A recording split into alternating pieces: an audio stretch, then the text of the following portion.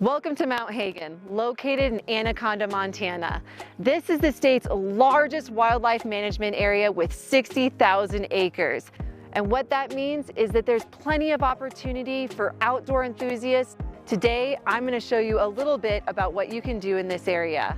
Also, we will be learning about a big win for Mother Nature right here on Mount Haggin.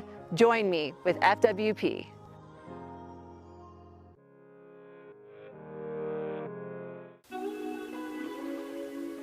I take my fly rod and explore this vast wilderness of paradise. Despite this area's incredible beauty, Mount Haggin's history is vastly different.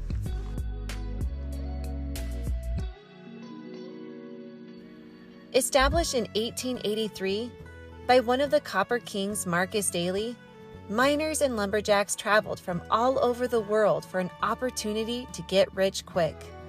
Mining and timber activities exacted a heavy toll on Montana's wild lands and wildlife habitat.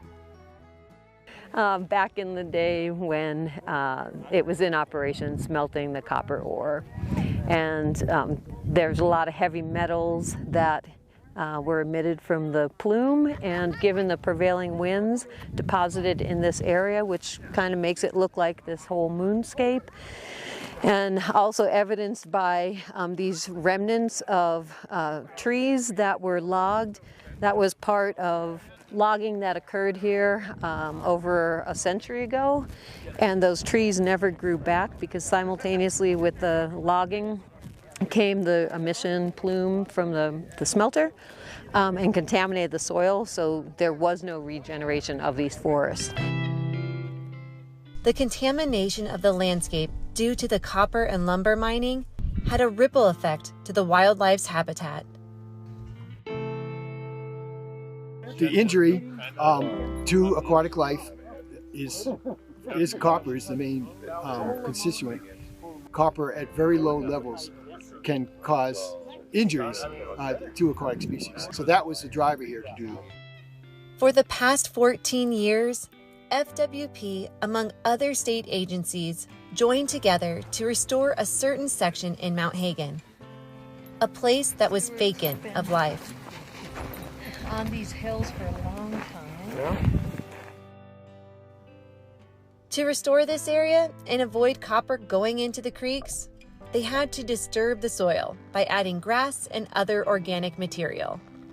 Almost three parties, you could say. It was the NRD program for the state of Montana, EPA, and then Fish, Wildlife, and Parks.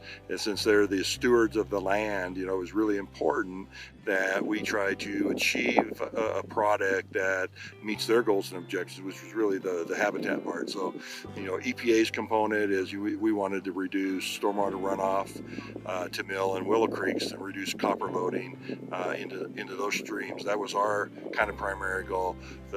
The NRD goal wanted to kind of restore the land, but FWP wanted to enhance and increase habitat up here and also make it much more usable for the public in general.